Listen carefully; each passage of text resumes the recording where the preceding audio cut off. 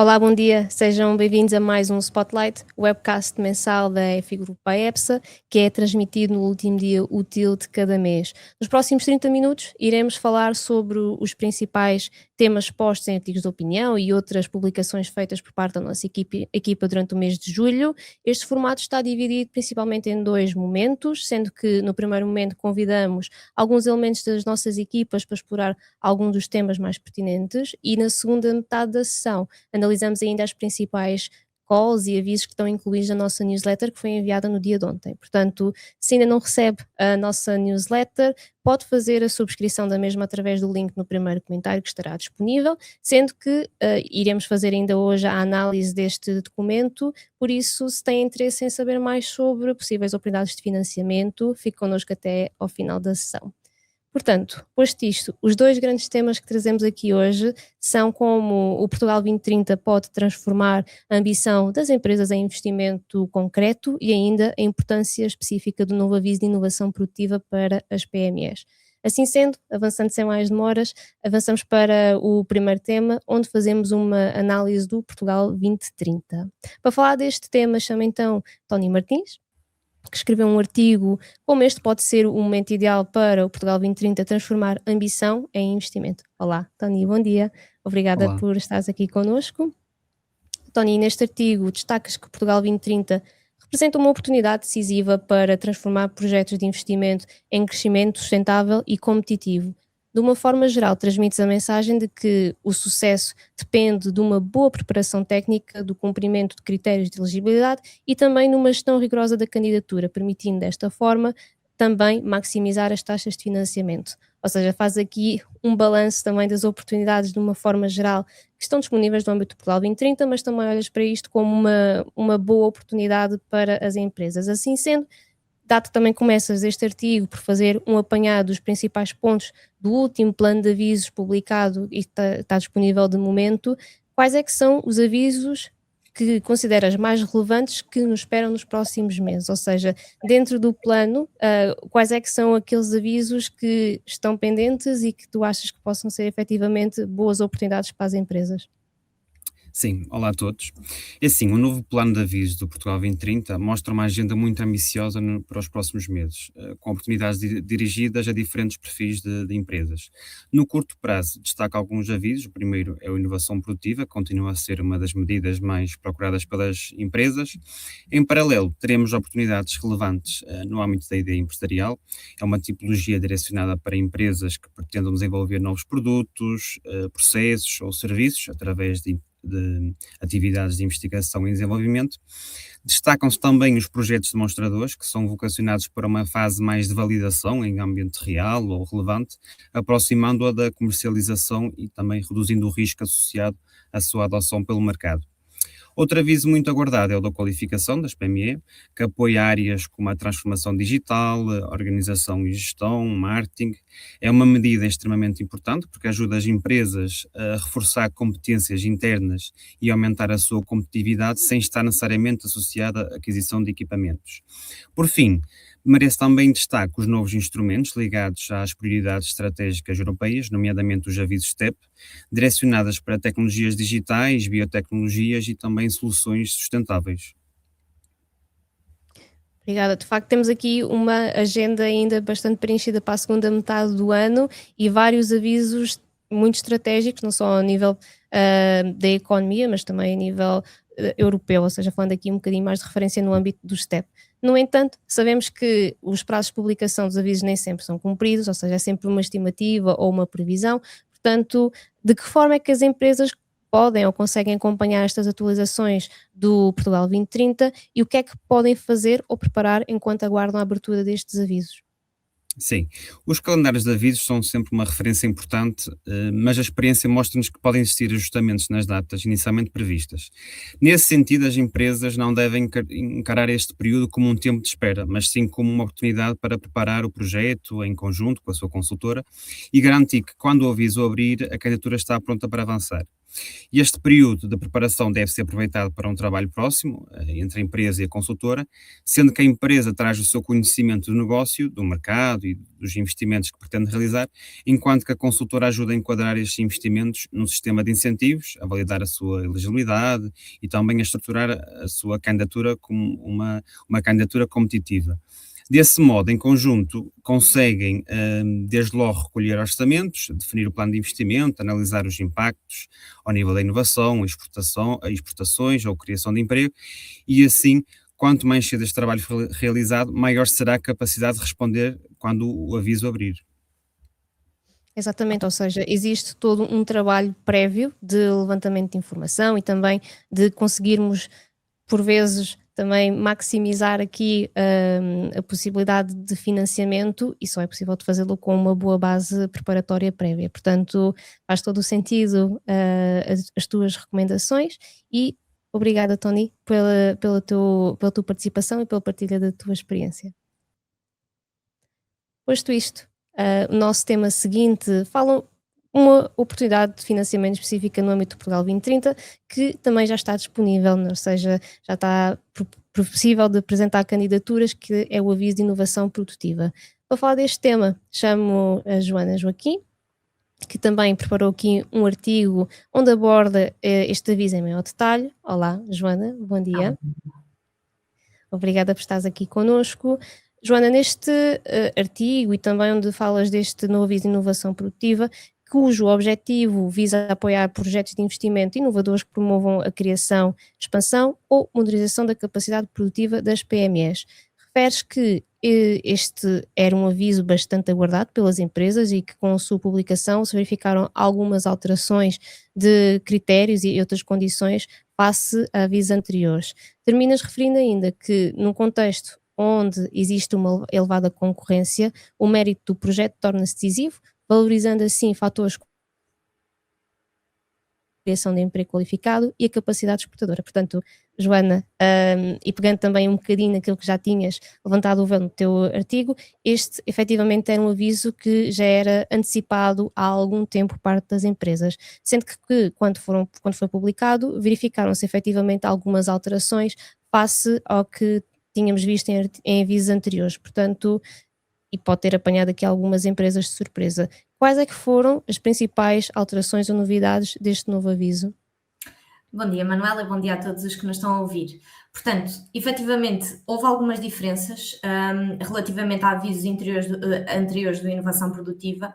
Uma das principais novidades foi a revisão das taxas de incentivo, que passaram a ser, em muitos casos, menos generosas do que aquelas que vínhamos a observar em anteriores avisos do Inovação Produtiva e, portanto, assim a maior discrepância para as PMEs localizadas em territórios de baixa densidade, a taxa base situa-se agora nos 30%, para micro e pequenas empresas e 25% para médias empresas, podendo existir aqui ainda algumas majorações dentro dos limites definidos para o aviso de inovação produtiva. Portanto, assim, a maior diferença serão mesmo as taxas de incentivo.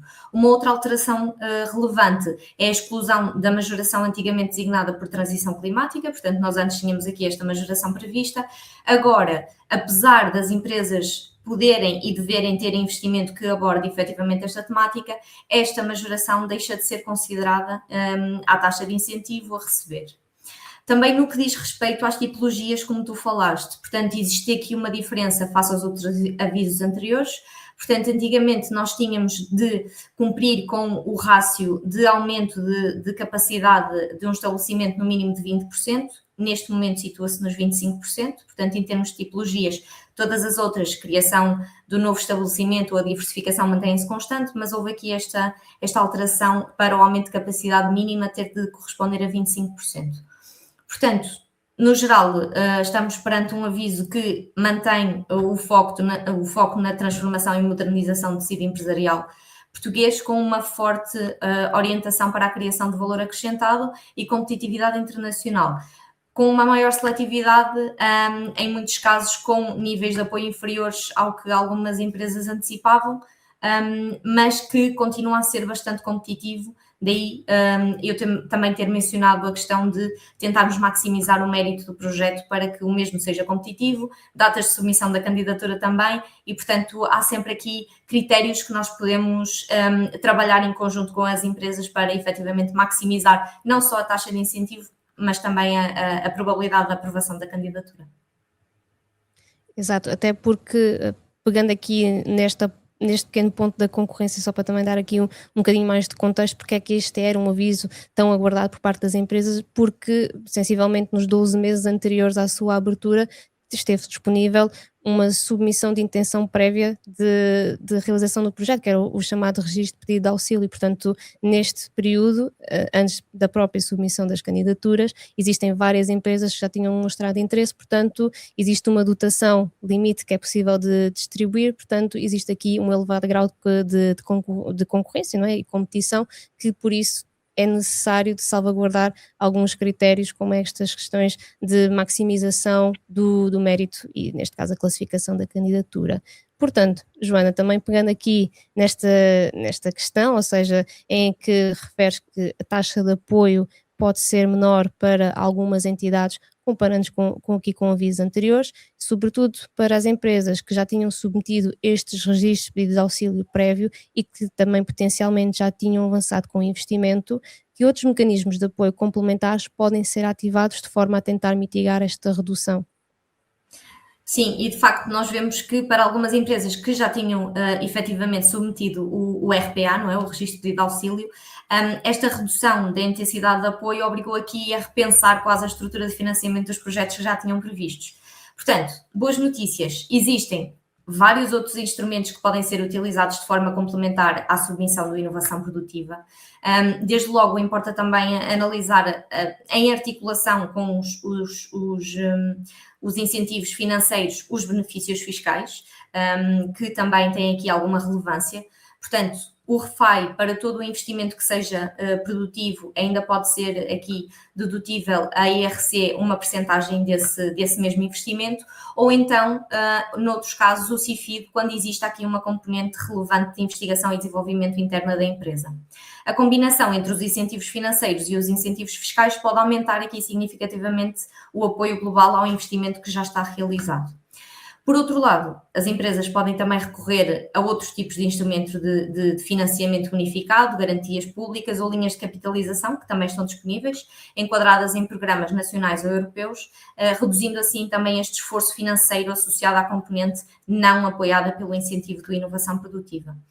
Por outro lado, e finalmente é importante aqui reavaliarmos o próprio projeto numa perspectiva estratégica, não é? Portanto, identificar as despesas elegíveis que podem ser adicionadas ao projeto que já estava pré-definido, potenciais majorações que sejam aplicáveis e eventuais enquadramentos complementares noutras tipologias de apoio, como internacionalização, investigação e desenvolvimento ou qualificação, sempre que exista esta compatibilidade em termos de investimento. Portanto, a principal mensagem que eu acho que nós queremos passar para as empresas é que uma redução da taxa de incentivo não significa necessariamente uma redução proporcional do apoio total do projeto. Portanto, podemos aqui quase jogar com os outros incentivos fiscais e financeiros de modo a maximizar aquilo que as empresas podem recuperar do investimento já feito. Portanto, muitas vezes, através de uma abordagem integrada entre todos estas dinâmicas e estas perspectivas, é possível recuperar uma parte bastante significativa desta despesa que vemos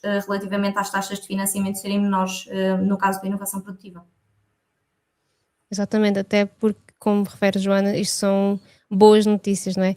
O primeiro impacto para as empresas pode ser que um pouco de desilusão, ou seja, ficaram tanto tempo a aguardar pela publicação do aviso e depois efetivamente as taxas de apoio podem ser menores que aquilo que inicialmente estavam à espera, mas a verdade é que existe aqui várias opções complementares que podem de alguma forma mitigar aqui um pouco esta redução. Portanto, obrigada, Joana, aqui pelas tuas recomendações e pela tua participação.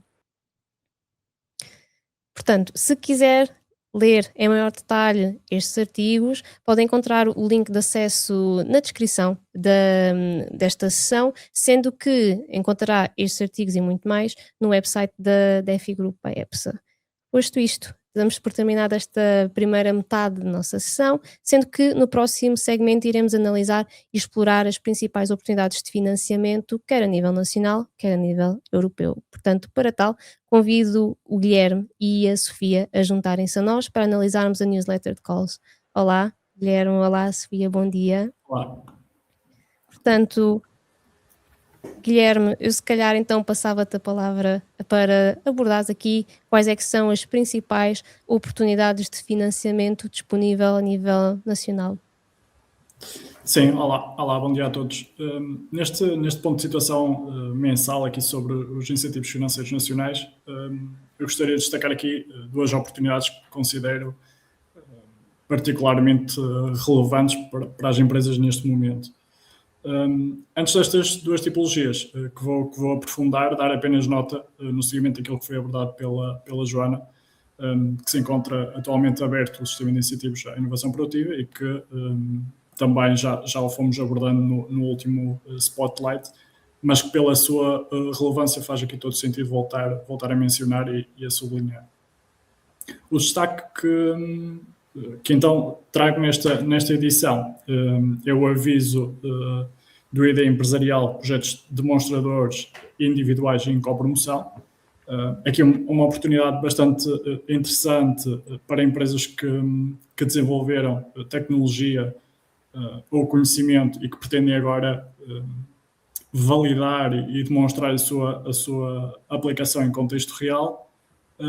E é um aviso que se destina a apoiar aqui então as empresas que já concluíram essas atividades de investigação e desenvolvimento e que se encontram numa fase em que necessitam de validar, de demonstrar e de evidenciar aquilo que é o potencial da própria tecnologia desenvolvida perante aquilo que são os seus clientes, os seus parceiros e o próprio mercado. Estamos aqui a falar de projetos demonstradores, ou seja, tecnologias avançadas e linhas de piloto que permitam comprovar em ambiente real ou muito próximo da realidade operacional aquilo que são as vantagens económicas e técnicas de uma nova solução antes de a colocar em plena comercialização. Sendo assim, uma das principais mensagens deste aviso é precisamente a sua orientação para aquilo que são os níveis de maturidade tecnológica mais avançados, ou seja, não pretende financiar investigação de base, mas sim ajudar aqui a reduzir a distância entre aquilo que são já os resultados obtidos em ID e a sua adoção pelo mercado. Podem aqui candidatar-se pequenas e médias empresas ou small mid caps através de projetos individuais ou então em copromoção com outras empresas e mesmo ENESAs.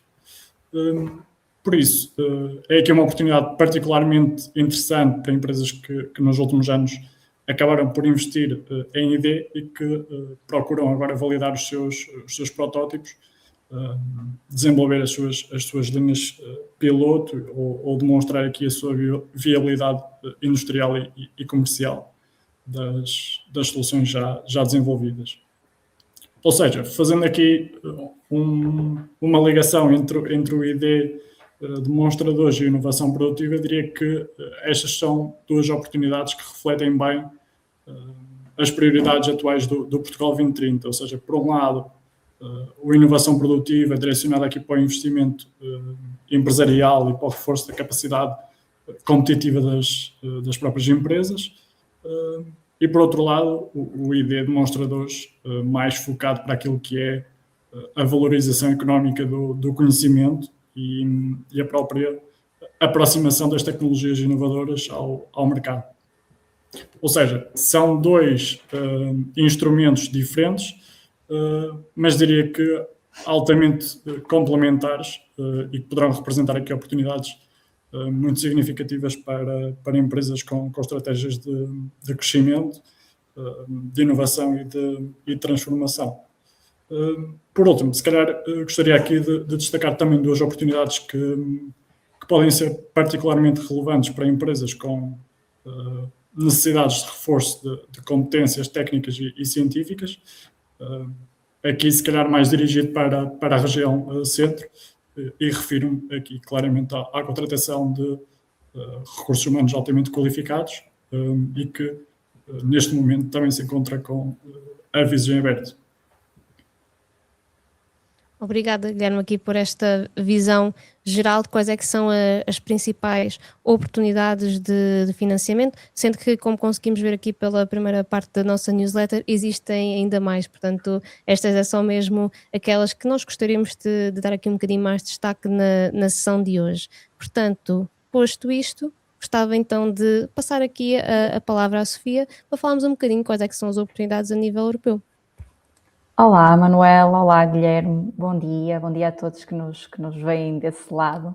Portanto, aqui no âmbito europeu encontra-se atualmente aberta muita oferta, podemos dizer assim. Hoje vou destacar aqui 3, vou começar pelo EIC Pathfinder, pelos desafios, neste caso, que tem um prazo limite de submissão de candidatura a 28 de outubro, portanto é algo que ainda podem trabalhar pós-verão, por assim dizer. Portanto, aqui o Pathfinder, os Challenges, é dirigido a projetos de investigação, aqui mantendo a premissa sempre do EIC, ou seja, elevado risco tecnológico, elevado potencial transformador e disruptivo. Portanto, é um tipo de instrumento aplicável a projetos ainda em fases iniciais de desenvolvimento, normalmente entre níveis de maturidade tecnológica de 1 e 4, portanto conseguem perceber aqui aquilo que acabei por dizer anteriormente. Os desafios deste ano incluem áreas como os materiais avançados, para sistemas miniaturizados de captação de energia, também aqui a biotecnologia aplicada ao envelhecimento saudável, por assim dizer, e a inteligência artificial cognitiva, confiável e com capacidade de raciocínio. Portanto, estes 3 tópicos estão então a concurso. A dotação global destes desafios é de cerca de 96 milhões de euros. Aqui os apoios podem chegar aos 4 milhões de euros por projeto, com uma taxa de financiamento de 100% dos custos elegíveis. Portanto, aqui uma oportunidade para, por exemplo, instituições do ensino superior e, neste caso, institutos de investigação que estejam então dedicados a estas áreas em específico. Portanto, a segunda oportunidade que quero aqui destacar é relativa, neste caso, é uma oportunidade que tem várias oportunidades associadas. Portanto, aqui o Cluster 3 relacionado com a segurança civil para a sociedade, desta feita com prazo limite de submissão a 5 de novembro. Portanto, esta convocatória tem uma dotação total de cerca de 131 milhões de euros disponíveis. Abrange aqui, como disse anteriormente, 21 tópicos que estão ligados, entre outros, por exemplo, à segurança civil, à cibersegurança, à proteção de infraestrutura críticas, gestão de riscos, criminalidade e até mesmo ao terrorismo. Portanto, aqui, dependendo do tipo de ação, podemos ter então financiamentos que rondam os 100% para ações de investigação e inovação, nomeadamente as chamadas RIAs, assim em linguagem europeia, ou então de 70% de financiamento para entidades com fins lucrativos em ações de inovação, as chamadas IAs. Portanto, neste caso, nestas IAs, as instituições sem fins lucrativos mantêm na mesma os 100% de financiamento. Por fim, a última convocatória que quero aqui, portanto, salientar é a convocatória, do New European Bauhaus, mais direcionado para os chamados bairros bonitos, inclusivos e sustentáveis para as comunidades, desta feita com um prazo limite de submissão, o dia 1 de dezembro de 2026. Portanto, esta convocatória tem uma dotação global de cerca de 101 milhões de euros, inclui aqui também 9 tópicos que estão focados na transformação quer de bairros, quer de comunidades. Cobre aqui áreas que vão desde a habitação, pessoas em situação de sem-abrigo, desenho urbano, bem-estar, aqui o conforto térmico em edifícios, a reutilização de espaços vazios ou subutilizados, por exemplo, e novos modelos de financiamento para a regeneração urbana. Portanto, os tópicos desta convocatória estão organizados em 3 grandes linhas, podemos assim dizer. A primeira, que acaba por fazer uma ligação entre a transição verde e a inclusão social e a democracia local, ou seja, esta primeira linha tem foco na habitação, na participação dos próprios cidadãos, aqui no desenho dos bairros e também na qualidade de vida das comunidades. A segunda, por sua vez, está mais centrada na parte do ambiente já construído, por assim dizer, portanto aqui incluem soluções sustentáveis e ao mesmo tempo acessíveis para melhorar o conforto térmico dos edifícios, por exemplo, medidas de manutenção e reparação sustentável e também formas mais inteligentes, por assim dizer, de utilizar o espaço vertical. Aqui, como podem ver, ou seja, há tópicos que acabam por estar muito também no centro da discussão, tendo em conta também as alterações climáticas e tudo o que tem vindo a acontecer, as ondas de calor, as vagas de frio. Portanto, aqui há algo que também vem colmatar os vazios nessas áreas. E, por fim, a terceira linha, que olha aqui para novos modelos de financiamento e também de negócio, como eu disse, incluindo, por exemplo, a reutilização de espaços vazios, que estejam obsoletos ou subutilizados, de forma também a responder a necessidades concretas das comunidades locais. Portanto, mais uma vez, as taxas de financiamento aqui seguem a lógica habitual do Horizonte Europa, portanto, 100% dos custos elegíveis para as ações de investigação e inovação, as RIAs, e no caso das ações de inovação, 70% para entidades com fins lucrativos e os 100% para entidades sem fins lucrativos. Portanto, aqui, por fim, como podem perceber, estas três oportunidades acabam por ter enquadramentos bastante diferentes. Têm também aqui uma ordem, por assim dizer, crescente de entrega e de submissão. Portanto, em jeito de resumo, os desafios do Pathfinder são mais indicados para a investigação tecnológica disruptiva em fases iniciais. O Cluster 3 do Horizonte Europa é aqui orientado para a segurança civil, para as infraestruturas críticas e para a gestão de riscos, já que o NEB, a última que falei, o New European Bauhaus, abre aqui uma via interessante para projetos que estejam mais voltados para a regeneração urbana, para a sustentabilidade, para a inclusão social e também para a transformação de bairros. De qualquer das formas, em comum, todas elas exigem então uma preparação antecipada, exigem também parceiros adequados e uma maturidade técnica e uma proposta de valor clara para percebermos aqui onde é que cada projeto pode estar mais bem posicionado para gerar impacto, competitividade e, claro está, valor acrescentado a nível europeu. E, portanto, do lado dos europeus, são as novidades que temos para este Spotlight. E que boas novidades que são, até porque, como estavas a referir e bem, Sofia, o financiamento não tira férias, portanto temos vários deadlines depois dos meses de verão. É importante não deixar de ter isso em mente e se tiverem interesse em preparar alguma candidatura, este é que é o momento de atuar. Portanto, obrigada Guilherme, obrigada Sofia, por nos darem a conhecer as principais oportunidades de financiamento existentes. Recordo que, se ainda não recebe a nossa newsletter de calls, que acabamos agora de analisar, poderá fazer a subscrição da mesma através do link disponível nos comentários. Para estas e mais oportunidades de financiamento, também poderá aceder a grantavio.com, onde encontrará toda a informação detalhada de todos os avisos aqui abordados. Por hoje é tudo. Obrigada por ter ficado desse lado e até breve.